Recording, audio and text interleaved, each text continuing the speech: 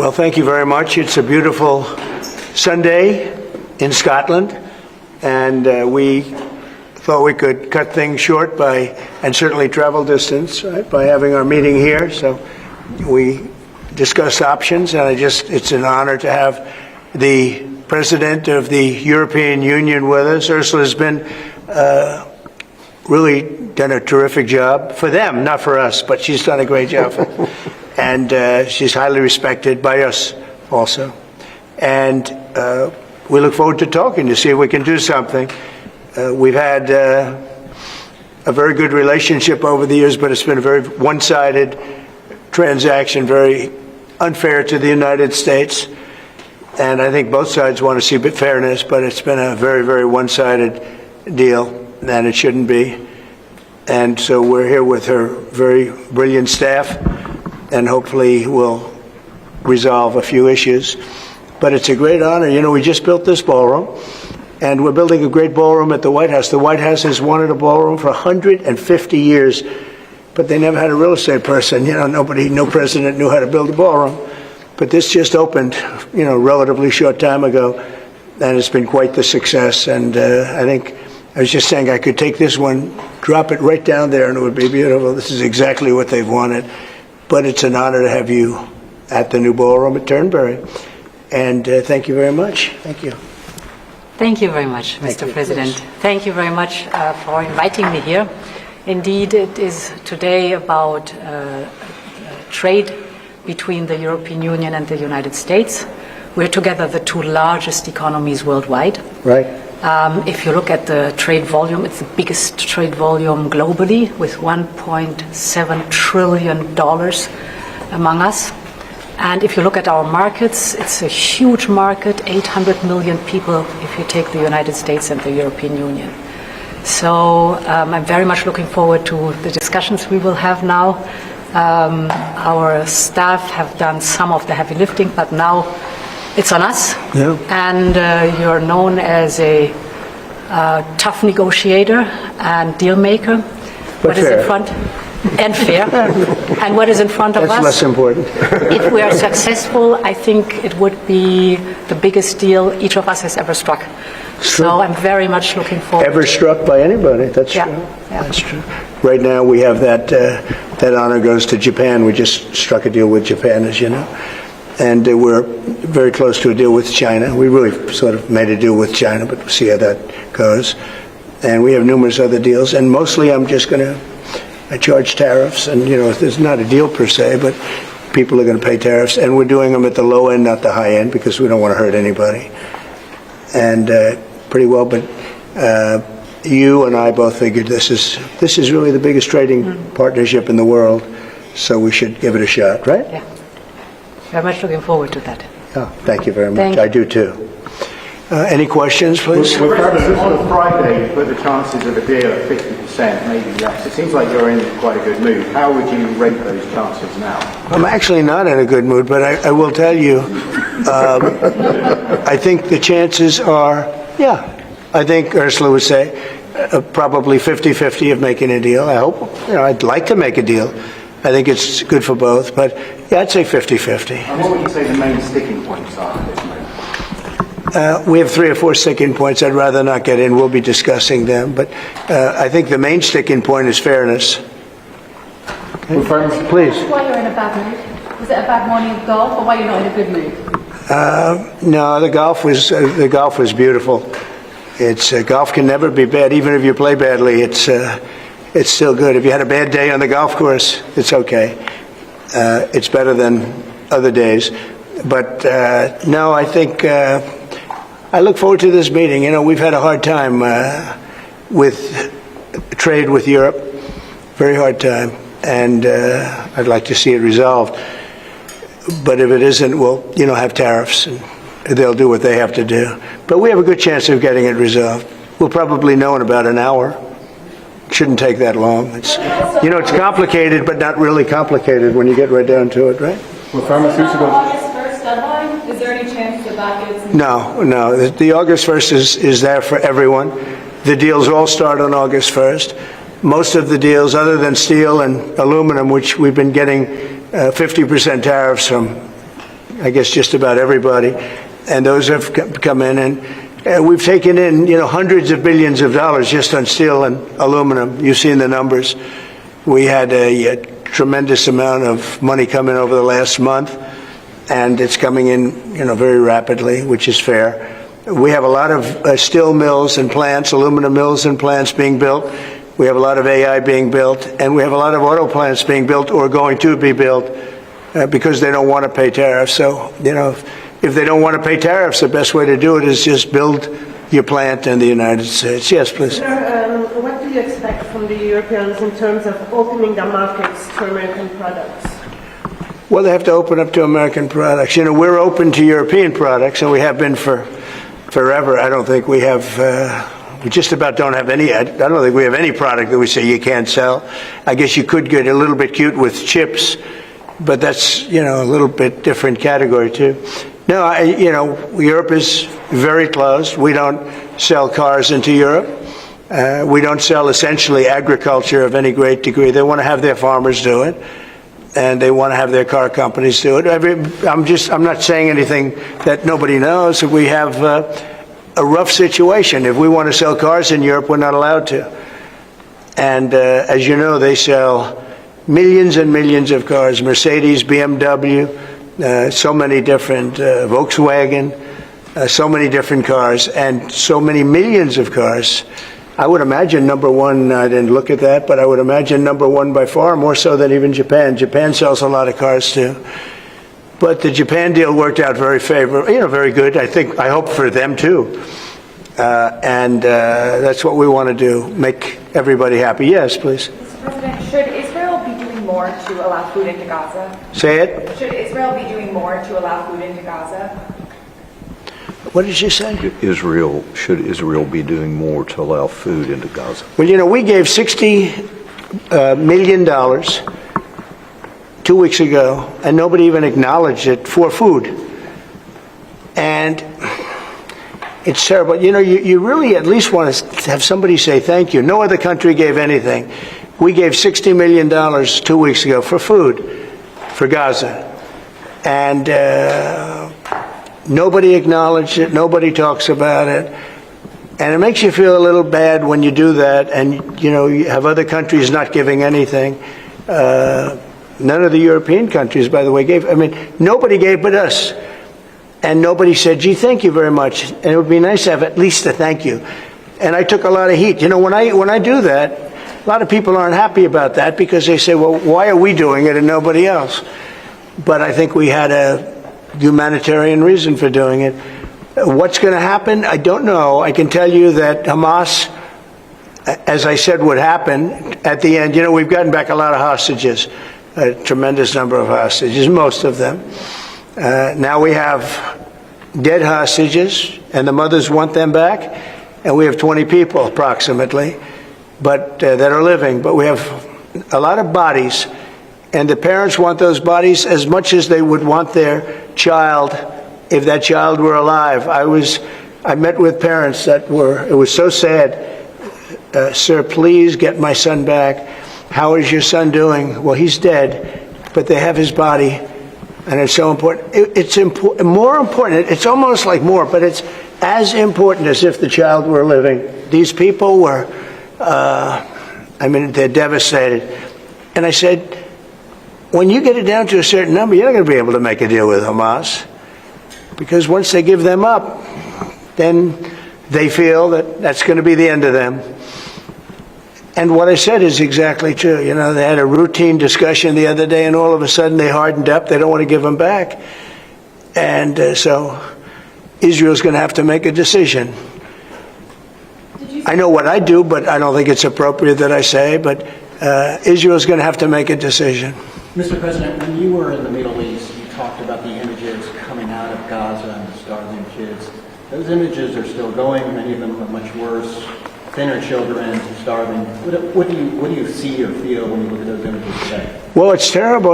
When I see the children, and when I see, especially over the last couple of weeks, and people are stealing the food, they're stealing the money, for the food.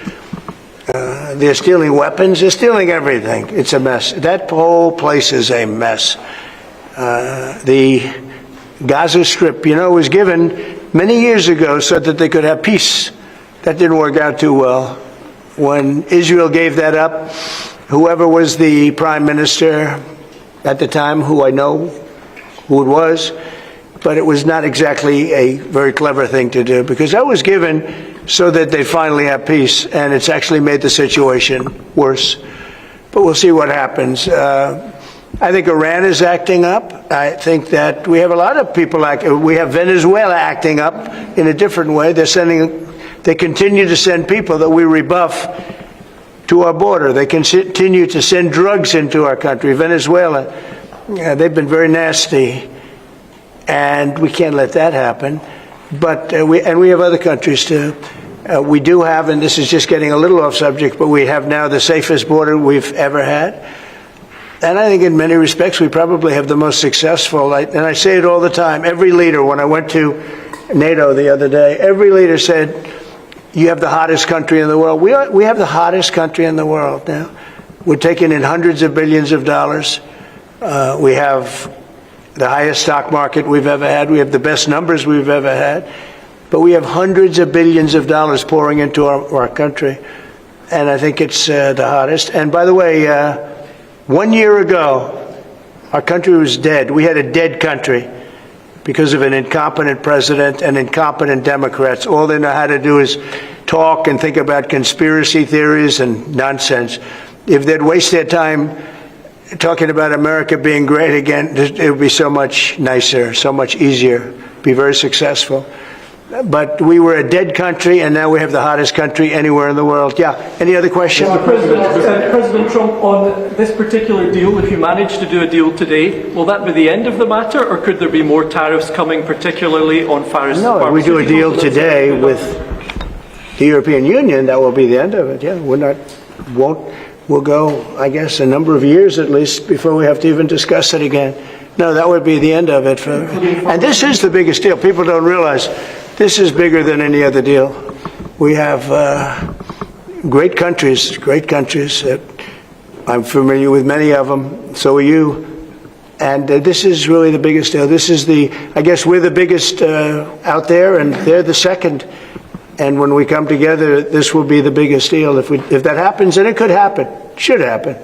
Okay? Thank you. Will pharmaceuticals be part of today's? No, it won't. Pharmaceuticals will be, we'll do something, but basically pharmaceuticals won't be part of it because we have to have them made in the United States, and we want them made in the United States. And I think it's easy to say, and I think it's important to say pharmaceuticals are very special. We can't be in a position where we're relying on other countries. Now, Europe is going to make pharmaceuticals, drugs, and everything else for us too, a lot, but we're going to have also our own. A question for President von der Leyen, please. Yes. Can you give your assessment of what you feel the chances are of the deal? The President just talked about a 50-50 chance, and the biggest obstacle being fairness. What would you say are those things for you? I think the President is right. We have a 50 to 50% chance to strike a deal. And indeed, it is about rebalancing. So you can call it fairness, You can call it rebalancing. We have a surplus, the United States has a deficit, and we have to rebalance it. We have an excellent trade relation. It's a huge volume of trade that we have together. So we will make it more sustainable. Mr. Trump, can you do better than 15% tariff rate for the EU? Better meaning lower? Yeah. No. Mr. President, to return to Gaza, you're going to meet the British Prime Minister tomorrow. He's going to ask you to consider again peace talks between Israel and Hamas. Are you now saying there is no point in trying to resolve? Well, we're meeting about a lot of things. We have our trade deal, and it's been a great deal. It's good for them and good for us, I think. The UK is very happy. They've been trying for 12 years to get it, and they got it, and it's a great trade deal for both. It works out very well. But we'll be discussing that. I think we're going to be discussing a lot about Israel. They're very much involved in terms of wanting something to happen. He's doing a very good job, by the way. Also in Gaza, sir, did you speak with Prime Minister Netanyahu this weekend about getting more aid into Gaza? I talked to him, yeah, I did. I talked to him about a lot of things. I talked to him about Iran. I think Iran's been very nasty with their words, with their mouth. I think they've been very nasty. they got the hell knocked out of them, and I don't think they know it. I actually don't think they know it. They really do. The whole thing's a con job. We have a lot of con jobs going on. But Iran was beaten up very badly, for good reason. We cannot have them have a nuclear weapon. But they still talk about enrichment. I mean, who would do that? You just come out of something that's so bad, and they talk about, we want to continue enrichment. Who would say that? How stupid can you be to say that? So we're not going to allow that to happen. We're not allowing that to happen. Did you talk about more aid into Gaza? Will I do more aid? Yeah. The U.S. is going to do more aid for Gaza, but we'd like to have other countries participate. We're going to mention that to the European Union today. That's an international problem. It's not a U.S. problem. It's an international problem, and we're giving a lot of money and a lot of food and a lot of everything. If we weren't there, I think people would have starved, frankly. They would have starved, and it's not like they're eating well, but a lot of that food is getting stolen by Hamas. They're stealing the food. They're stealing a lot of things. You ship it in, and they steal it. Then they sell it. On Friday you said that Europe is being crushed by mass migration, and I wonder whether your friends on this side of the room agree with you on that. Well, I'd let you respond to that if you'd like. So we have been working intensively on the topic of irregular migration. And we have, from the very beginning, said that migration is a European challenge that needs a European answer. As Europeans, we will fulfill our international obligations, as we've done in the past, also in the future. But we, as Europeans, are the ones who decide who comes to the European Union and under what circumstances, and not the smugglers and traffickers. That's the principle in which we are working.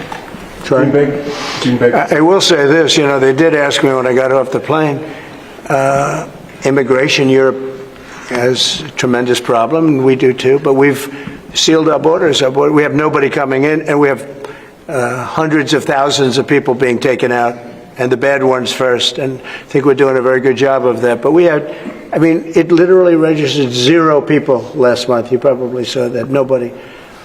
And Europe has a very similar problem. I think they're going to end up in the same place. You might as well go there quicker. And the other thing I say to Europe, we will not allow a windmill to be built in the United States. They're killing us. They're killing the beauty of our scenery, our valleys, our beautiful plains. And I'm not talking about airplanes. I'm talking about beautiful plains, beautiful areas in the United States. And you look up, and you see windmills all over the place. It's a horrible thing. It's the most expensive form of energy. It's no good. They're made in China, almost all of them. When they start to rust and rot in 8 years, you can't really turn them off. You can't bury them. They won't let you bury the propellers, the props, because there's a certain type of fiber that doesn't go well with the land. That's what they say. The environmentalists say you can't bury them because the fiber doesn't go well with the land. In other words, if you bury it, it will harm our soil. The whole thing is a con job. It's very expensive. And in all fairness, Germany tried it, and wind doesn't work. You need subsidy for wind, and energy should not need subsidy. With energy, you make money. You don't lose money. But more important than that is it ruins the landscape. It kills the birds.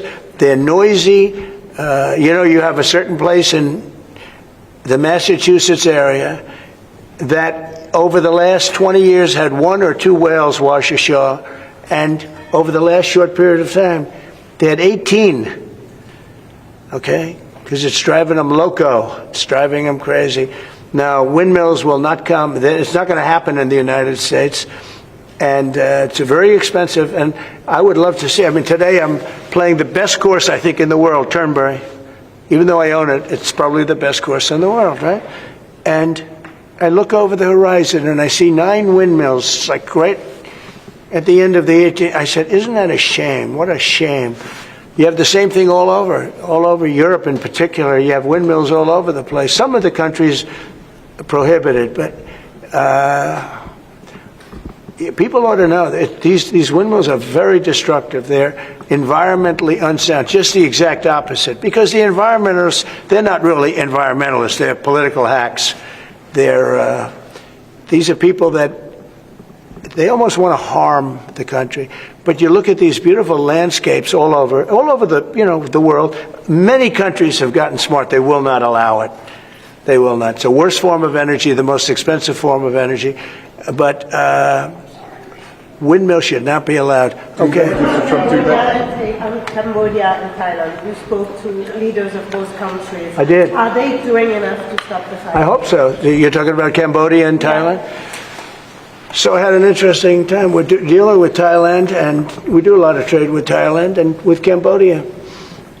And yet, I'm reading that they're killing each other, they're fighting, they're in a war. And I say, this should be an easy one for me, because I've settled with India and Pakistan, and Serbia and Kosovo was going at it, but they have for a long time, in all fairness, you know about that. And others, the Congo, and what's gone on there. That's been a horrible thing with Rwanda. That's been a horrible thing. 31 years, 7 million, 8 million people killed. Machetes all over the place. It's a terrible thing. We got that one solved. We did 5 of them. And I was saying, we have a trade deal. We were working on another. We finalized another trade deal yesterday. And I asked my people, I said, how are we doing with Cambodia and how are we doing with Thailand? And they say they're going to be coming in at some point to talk. I said, well, let's call them right now. So I called the prime ministers of each. And I said, we're not going to make a trade deal unless you settle the war. A lot of people are killed, that in a short period of time. The border, they're fighting pretty like wild. And I spoke to both of the prime ministers, and I think by the time I got off, I think they want to settle now. I know they're meeting today or tomorrow, and we're going to work with them. Marco Rubio's working with them also, his people, and him. I think we're going to get that. That would be a great thing, but that would have turned out to be a bad one. And I will tell you, India and Pakistan, they were really getting ready to go at it. So getting those things settled, if I can do it, and if I can use trade to do that, it's my honor. But I had great talks with 2 very good people that they both really would like to make a deal. So we'll see what happens. Okay, how about 1 more, 2 more? Mr. President, Europe's now spending a lot more on defence thanks to you. Does that mean should they get a fairer deal on trade and exchange? Well, they're spending a lot on defense, but we're spending a lot more, and we've been very generous to NATO for many, many years. And but we had a terrific meeting with NATO. I'd love to do as well. We had a meeting where they put up 5% instead of 2%, and they're going to pay it instead of not paying, because as you know, many people didn't pay the 2% or anywhere near it, and the 2% was too low. And we're going to be sending now military equipment and other equipment to NATO, and they'll be doing what they want, but I guess for the most part working with Ukraine. But we had a fantastic meeting. I guess it's now almost 4 weeks ago. One of the best meetings they've ever had at NATO, and the spirit and the coming together was incredible. And I stood and I listened to almost 30 speeches. That was a lot.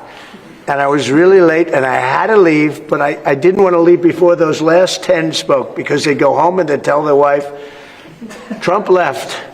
And they were so nice to the United States. They were all mentioning the United States, and me, but they were mentioning the United States to be here. It's such an honor, et cetera. And I thought it would have been inappropriate. But I did stay. It was very hard, because I was extremely late for something else that was, pretty important. And we had a tremendous NATO meeting. I'm sure you heard that too. Yep. It was great. There's some great people that you deal with on 2 fronts, right? But you deal with on primarily the trade front.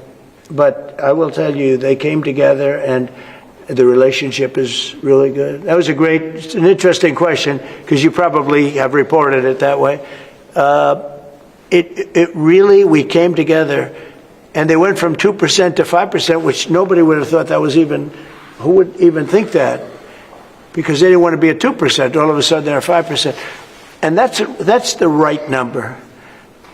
And so it was a great honor. I got to know the heads of those countries really very well at that meeting almost a month ago, okay? Thank you very much, everybody. We'll let you know what's happening. Will you be visiting your Irish golf course anytime soon, Doonbeg? I will. I love Doonbeg. I'll go. It's not in the Strip, but I'll go soon. Okay? Thank you very much. Thank you. Thanks, guys.